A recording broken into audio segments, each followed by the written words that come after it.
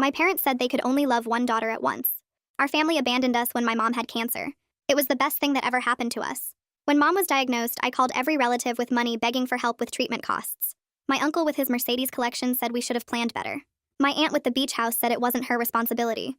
My grandfather, who owned half the commercial real estate downtown, hung up when I started crying. They'd spent years bragging about their money and now they wouldn't even show up. I posted on our neighborhood Facebook page about needing rides to the hospital, and within an hour, our elderly neighbor was at our door with a casserole and a driving schedule she'd already organized. She didn't even know us beyond waving hello.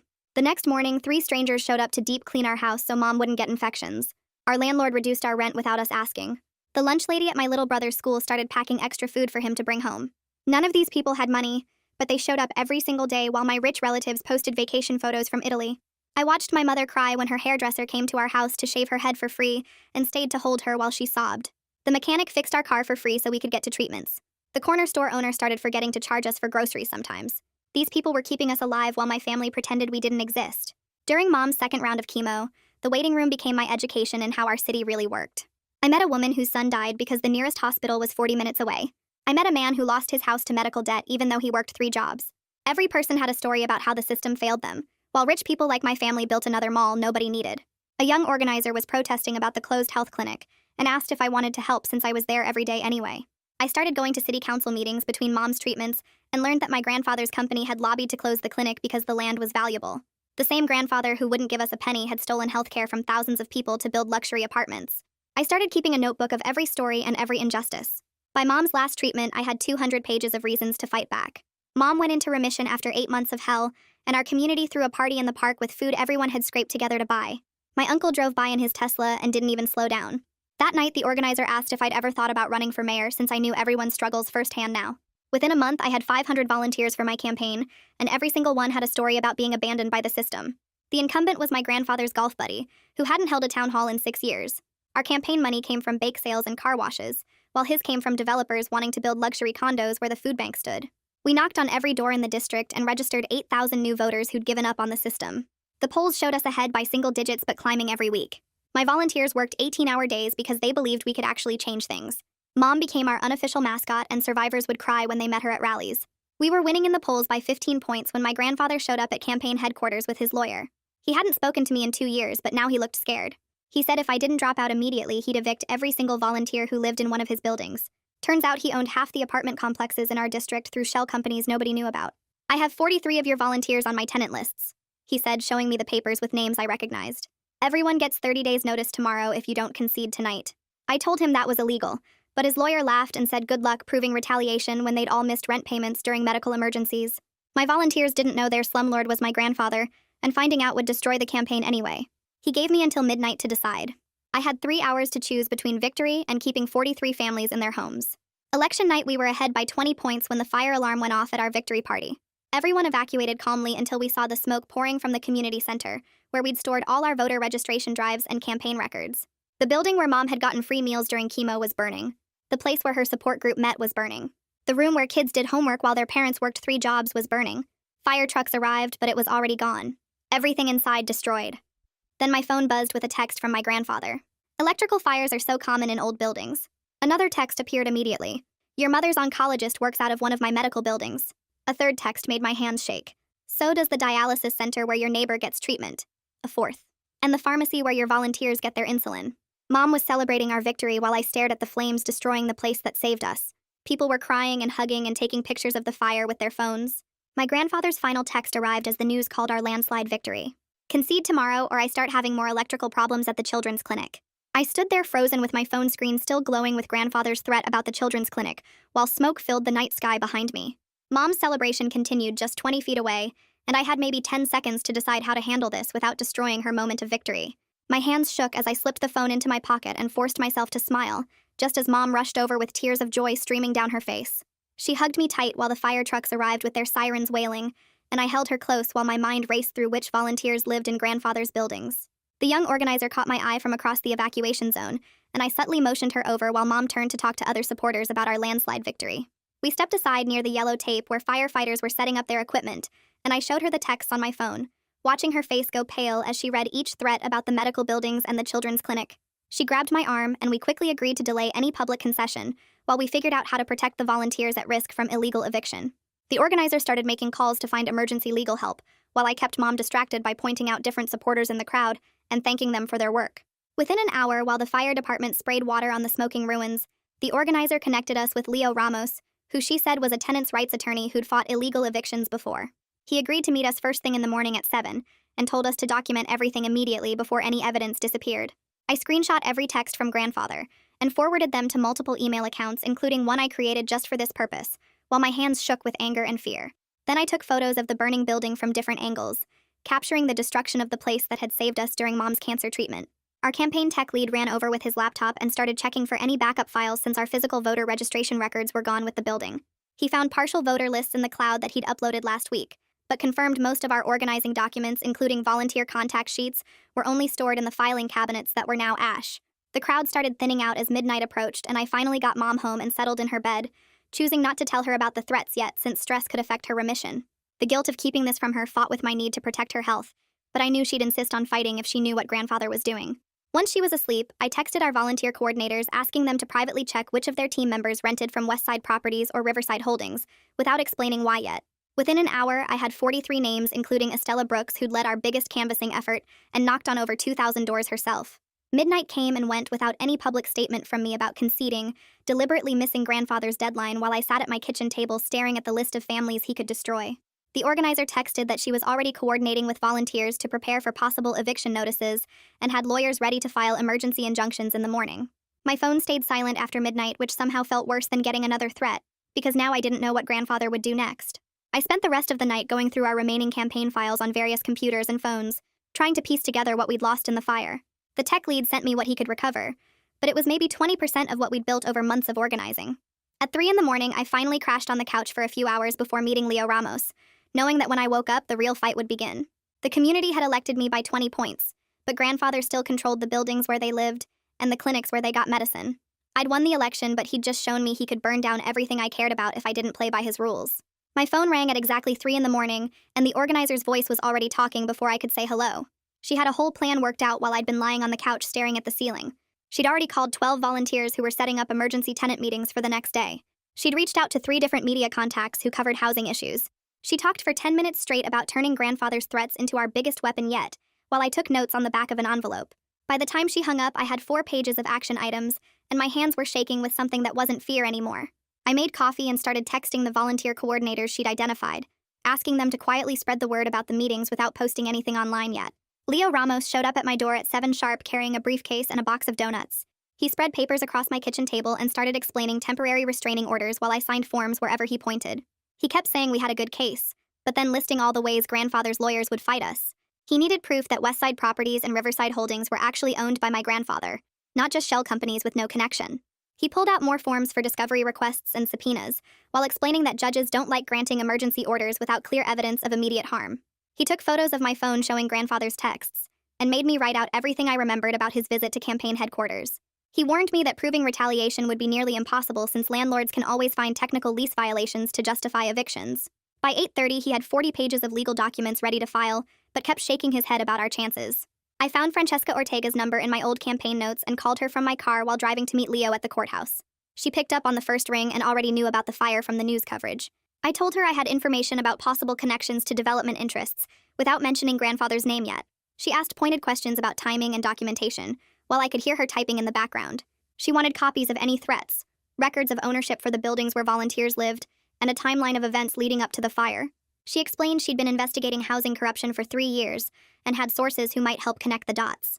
She couldn't promise anything without seeing evidence first, but agreed to meet once I had more documentation pulled together. The burned community center still had yellow tape around it when I met Mia Donaldson from the fire department at noon.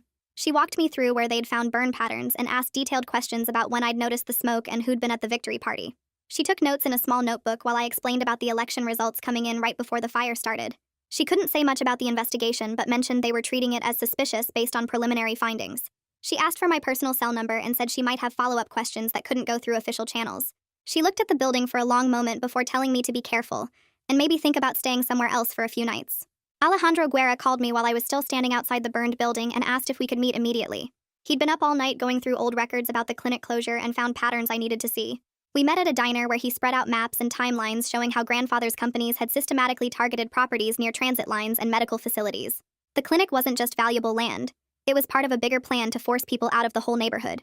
He showed me emails he'd gotten through public records requests that proved the closure was planned 2 years before it happened. He offered to share everything with whatever legal team I was building, and started making calls to other advocates who'd been fighting similar battles. We spent 3 hours going through documents while he explained how each piece connected to the bigger picture of systematic displacement. The campaign team gathered at 4 to draft a statement about the fire that wouldn't give grandfather's lawyers any ammunition. We went through 12 drafts, carefully removing any suggestion of arson or connection to the threats. The final version just expressed sadness about losing a place that meant so much to our community, and thanked the fire department for their quick response. We posted it on social media and sent it to local news outlets while watching the response numbers climb. People started sharing memories of the community center and offering to help rebuild without knowing someone had burned it down on purpose. The organizer fielded calls from reporters while making sure everyone stuck to the approved message about focusing on the future, instead of speculating about the cause. At 6 that evening, a courier arrived at my apartment with an envelope marked urgent from grandfather's law firm.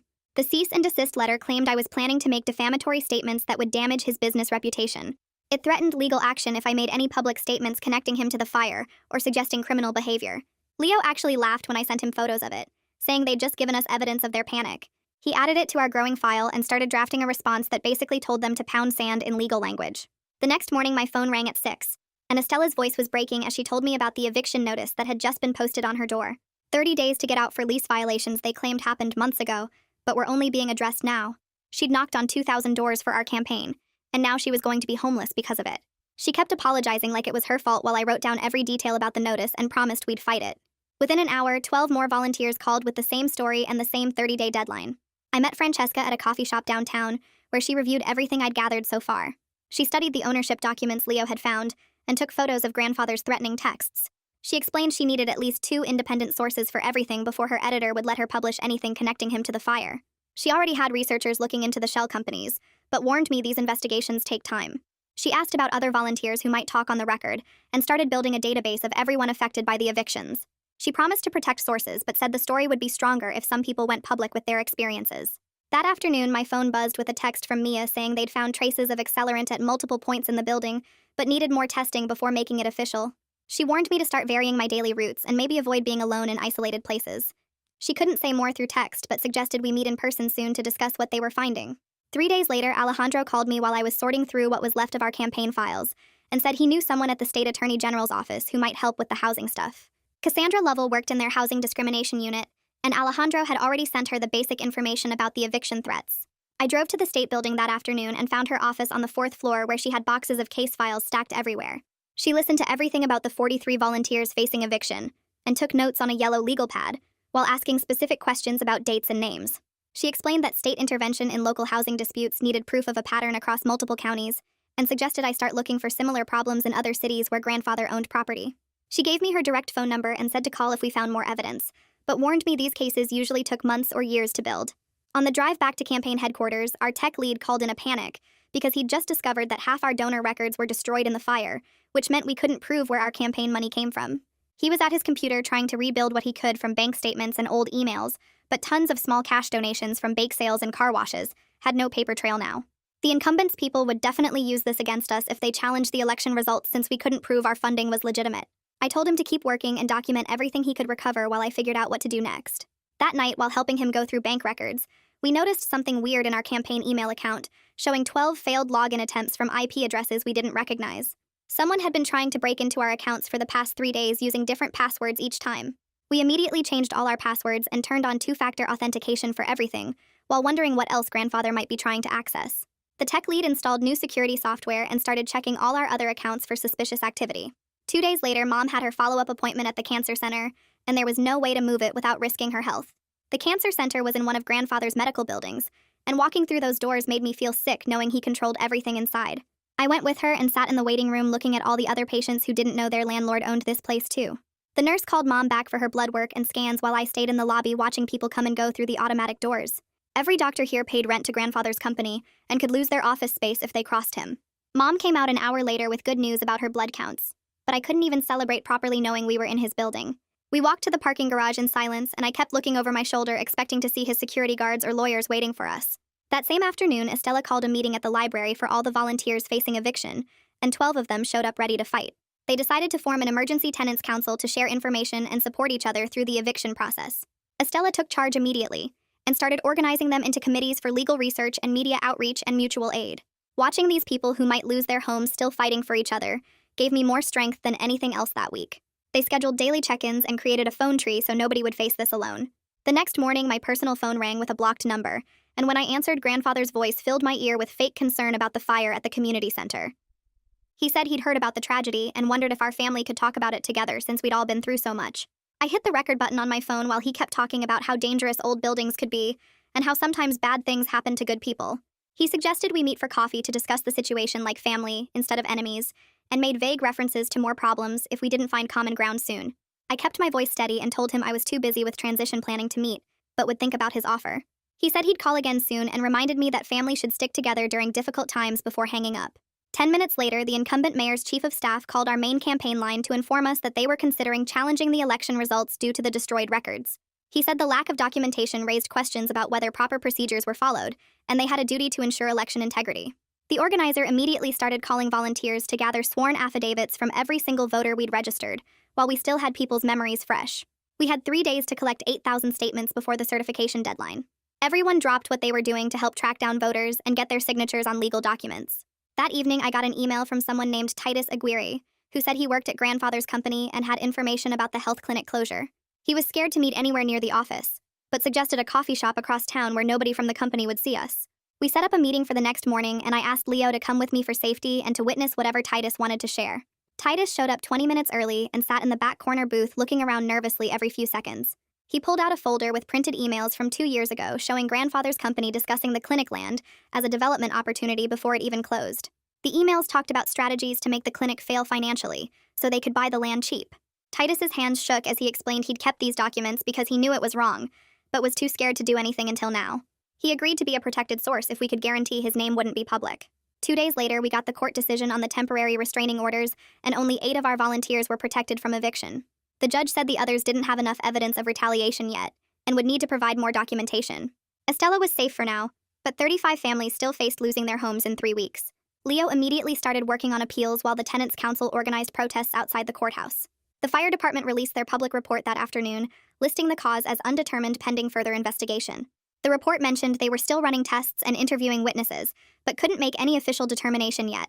Mia texted me privately 10 minutes after the report went public saying they were building a strong case, but these things took time to do properly, and I needed to be patient while they gathered evidence that would hold up in court.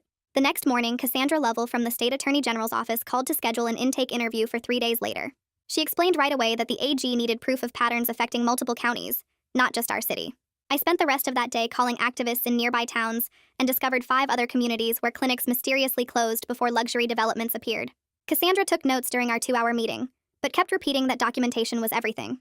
She gave me a list of specific records to gather and suggested I look for similar problems in other states too. Meanwhile, the community had already started raising money to rebuild the burned center. Within 48 hours, people donated $30,000 through car washes and bake sales and GoFundMe pages. The problem was we couldn't touch a single brick while the fire department still had it marked as a potential crime scene. That money just sat in a bank account while kids had nowhere to do homework after school. The seniors who used to get free lunches there now went hungry. The support groups that met in that building had to crowd into church basements. 3 nights after the fire, I noticed an unmarked sedan parked across from my apartment building. It sat there for 3 straight hours with someone inside just watching. I called the police and 2 officers showed up 20 minutes later. They took my report and walked over to check, but the driver had every right to the park on a public street. The cops said there was nothing they could do unless the person actually threatened me or broke a law. The car left right after the police did, but I saw it again the next morning parked a block away. Our tech lead spent days trying to recover our voter data from various backup sources and personal computers. He managed to piece together about 60% of our registration lists from volunteer emails and spreadsheets. The rest was gone forever, though, including most of our donor records and organizing maps. We'd have to rebuild our entire infrastructure from scratch while already trying to run the city. The volunteers started arguing about whether to go public about grandfather owning their apartment buildings. Half of them wanted complete transparency to show voters what we were up against. The other half worried it would look like I was using public office for a personal family fight. Estella thought we should focus on the eviction threats without naming grandfather specifically. Someone else suggested we wait until we had more evidence from the fire investigation. The debate got heated with people yelling about strategy while their own homes were at risk. Leo advised us to be strategic and not give grandfather's lawyers any ammunition they could use. After 2 days of arguments, we decided to release a careful statement about receiving threats related to development interests. We didn't name anyone specific, but made it clear that powerful people were trying to stop our reforms. The statement went out on social media and immediately started getting shared hundreds of times. People commented with their own stories about being pushed out by developers. Local news picked it up, and suddenly everyone was talking about corruption in city development. Francesca had been investigating for days and finally published her first article connecting the clinic closure to a network of developers. She didn't name grandfather yet, but included enough details that anyone paying attention could connect the dots. The article showed how the same group of companies kept appearing wherever public services closed. She had maps and timelines and quotes from former city employees who confirmed the pattern. The piece went viral locally with thousands of shares in the first few hours. City officials who'd stayed quiet suddenly had to respond to reporters asking about the connections. That afternoon, Titus sent me copies of internal emails from grandfather's company from 2 years before the clinic closed. The emails discussed the clinic land as a perfect opportunity for luxury condos once it became available. One message literally said they should start planning, because the clinic would definitely close within 18 months. Titus was shaking when he handed over the printed pages at our meeting spot. He kept looking around and asking if anyone had followed me. He agreed to be a protected source but begged me not to let anyone figure out who leaked the documents. I promised to protect him and immediately gave copies to Francesca and Cassandra and Leo. These emails were exactly the evidence we needed to show the clinic closure wasn't about budget problems. 2 days later, a process server showed up at campaign headquarters with a thick envelope. Grandfather's lawyers had filed a slap suit claiming my public statements were damaging his business reputation. They wanted $2 million in damages and an immediate retraction of everything I'd said. Leo read through the filing and actually laughed at some of the claims. He explained these lawsuits were designed to drain our resources through legal fees even though we'd probably win. The goal wasn't to win in court but to exhaust us financially and emotionally. He estimated we'd spend at least $50,000 defending against it, even with him working at reduced rates. That evening, I found Mom crying in the kitchen holding her phone. She'd figured out that grandfather was using her cancer treatment as leverage against me. She kept apologizing over and over for something that wasn't remotely her fault. I held her while she sobbed about being the reason I couldn't fight back properly. She said maybe she should switch oncologists, so grandfather couldn't threaten her care anymore. I told her absolutely not because her health came first no matter what. We sat together on the kitchen floor for an hour while she cried, and I promised we'd get through everything together. The next morning, Alejandro called me before I'd even had coffee with papers spread across his desk. He'd spent all night digging through city records and found something that made his voice shake. The community center had 17 code violations reported over the past 3 years, but every single one got marked resolved without any actual repairs.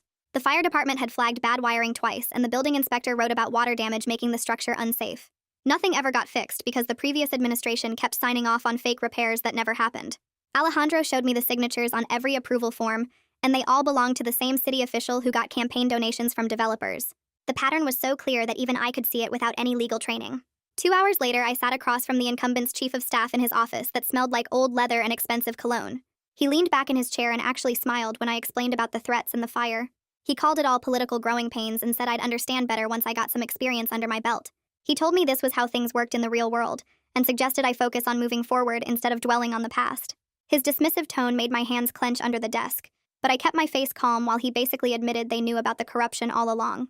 That afternoon, the Tenants' Council set up microphones outside City Hall for their press conference about the evictions. Estella stood at the podium with eviction papers in her shaking hands, while 30 other residents lined up behind her. She talked about working 3 jobs to pay rent, and still getting a notice because she'd helped my campaign. Her voice broke when she described her kids asking if they'd have to change schools again. One by one, the other tenants shared their stories while reporters took notes and cameras rolled. An elderly man showed medical bills that proved he'd never missed rent until the eviction notice arrived. A single mother held up photos of the mold in her apartment that the landlord never fixed, despite dozens of complaints. The crowd grew bigger as people walking by stopped to listen, and some started crying when they heard familiar struggles. Richard Gentry from the district attorney's office met me in a small conference room the next day with a recorder and thick notebook. He went through every text from grandfather word by word and asked me to explain the exact time each one arrived. He studied the screenshots I'd taken and compared them to phone records his office had already pulled. He asked detailed questions about who else saw the texts, and whether I'd told anyone about the threats before the fire.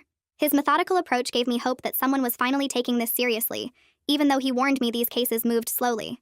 He wrote down every name I mentioned and asked for contact information for witnesses who could verify the timeline. 3 days later, grandfather's lawyer showed up at campaign headquarters with a settlement offer printed on expensive paper. He slid it across the table to Leo, who started reading with his eyebrows climbing higher with each page. The deal said all evictions would stop immediately if I agreed to approve 6 specific development projects once I took office.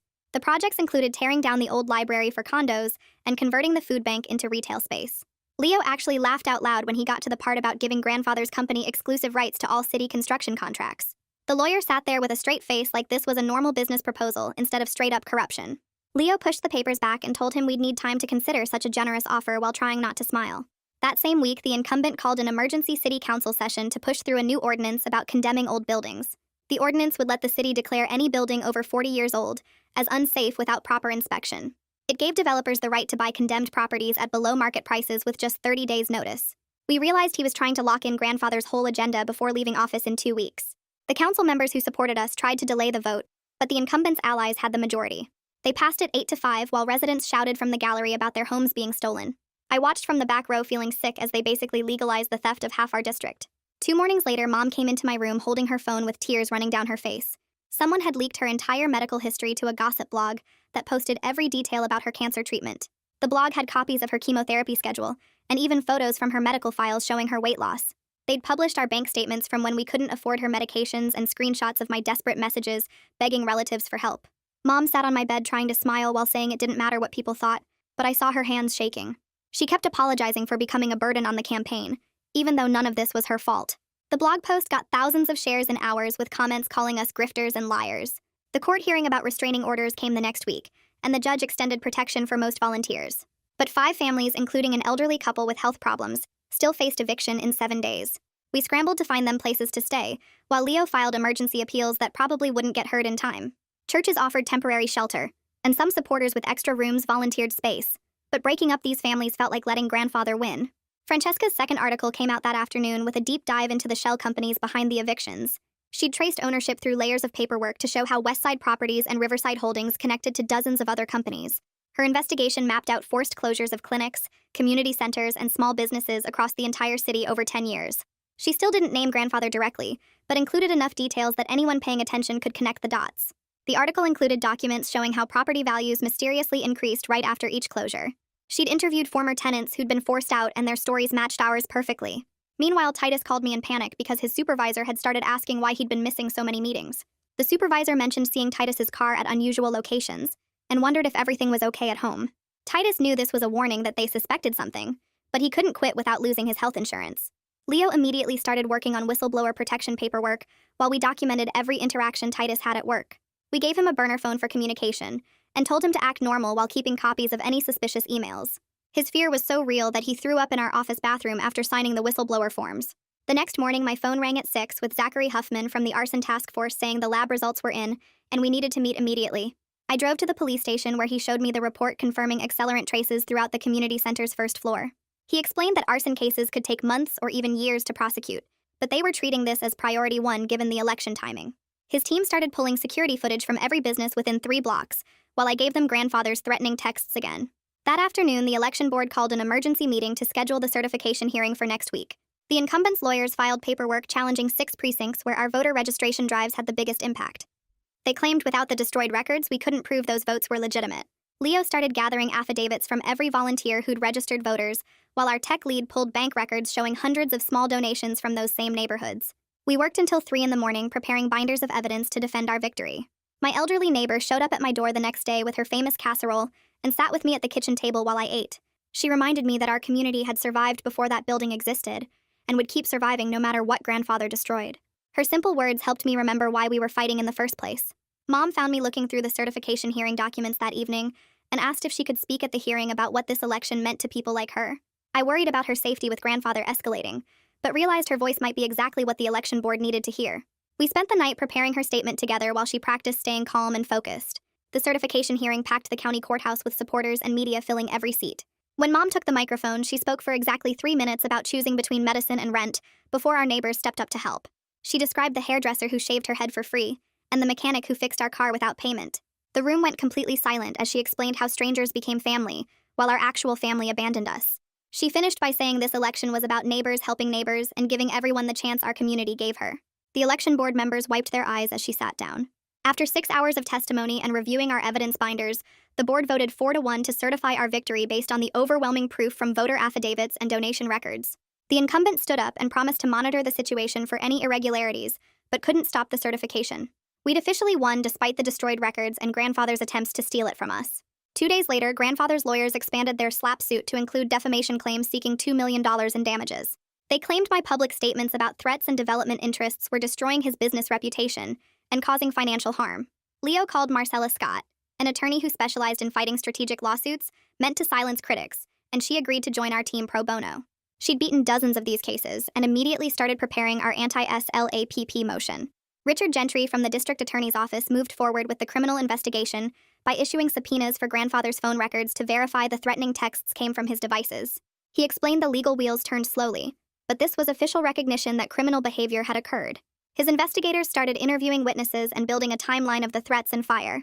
Meanwhile, the tenants' council that Estella organized had grown to include residents from 12 of grandfather's buildings. They negotiated their first building-wide agreement that prevented retaliation against any resident who'd participated in our campaign. The agreement became a template we planned to spread across every building grandfather owned in the city. Tenants started sharing stories about maintenance ignored for years and rent increases that forced families out. They documented everything while organizing for collective bargaining power. Francesca's investigation reached its climax when she published a detailed exposé that finally named grandfather directly as the controlling force behind decades of healthcare and housing exploitation. Her article included Titus's leaked documents showing how grandfather's companies deliberately targeted clinics and community services in poor neighborhoods. She mapped out the shell companies, the political connections, and the pattern of forcing closures to grab valuable land. The article showed how he'd stolen healthcare from thousands while building luxury apartments on the ruins. She connected 40 years of suffering to one man's greed and included testimony from families who'd lost loved ones when the nearest hospital became too far away. The story exploded across social media with thousands sharing their own experiences of grandfather's exploitation. Former tenants came forward with stories of illegal evictions and dangerous living conditions. Healthcare workers described how his lobbying had destroyed their clinics. The pressure mounted as reporters from national outlets started calling for interviews. Grandfather's lawyers sent cease and desist letters to everyone, but the truth was already out there, spreading faster than they could contain it. The next morning, I woke up to 30 missed calls and my phone still buzzing with texts from volunteers saying grandfather was on the morning news. I turned on the TV and there he was in his expensive suit sitting across from the anchor looking sad and concerned. He talked about family values and how his own grandchild was using personal disagreements for political gain. He claimed the fire was an accident that I was exploiting and said he'd offered to help our family many times but we refused. His voice cracked perfectly when he mentioned Mom's cancer and how he'd wanted to be there for us. The anchor nodded sympathetically, while grandfather painted himself as a victim of ungrateful relatives. I threw my shoe at the TV, but it bounced off harmlessly while he kept lying about trying to reconnect with us. Leo called me right as the segment ended and told me not to respond publicly yet. He said the story was already backfiring online where people were posting screenshots of Francesca's articles next to grandfather's claims. Within an hour, the news station's Facebook page had thousands of comments calling out the lies. People shared their own stories about grandfather's buildings and the clinics he'd closed. The damage control wasn't working because too many people knew the truth now. 3 days later, Zachary Huffman from the arson task force showed up at my apartment with 2 other investigators. They took over the conference room at City Hall and started interviewing everyone who'd been at the victory party. Zachary explained they couldn't name suspects publicly yet, but assured me they were making real progress on the case. He asked detailed questions about the timeline and wanted copies of all the threatening texts again. His team worked through every piece of evidence we'd collected while more investigators examined the fire scene. They found additional evidence of accelerant in places that ruled out accidental causes completely. The investigation moved into high gear with subpoenas going out for security footage from nearby buildings. Zachary warned me this would take months to build a solid case, but promised they were taking it seriously. Meanwhile, Marcella Scott spent hours with me drafting an ethics policy that would keep everything above board. She explained that I'd have to recuse myself from any city decisions involving grandfather's properties or companies. It felt wrong to step aside when his buildings were hurting people, but she said it was the only way to stay legitimate. We wrote out specific procedures for how the deputy mayor would handle those issues instead. The policy covered everything from zoning decisions to code enforcement so nobody could claim I was using my office for revenge. It took 3 drafts before Marcella was satisfied that we'd covered every possible conflict of interest. The policy went public the same day Richard Gentry got our protective order approved by the court. The order specifically prevented any mass evictions while the criminal investigation continued, which meant 43 families could stay in their homes. Richard had argued brilliantly that the threatened evictions were connected to the election and potential witness tampering. The judge agreed that tenants shouldn't lose their homes during an active investigation into their landlord. Grandfather's lawyers fought hard, but the evidence was too strong to ignore. The protective order would last at least 6 months with possible extensions depending on how the investigation went.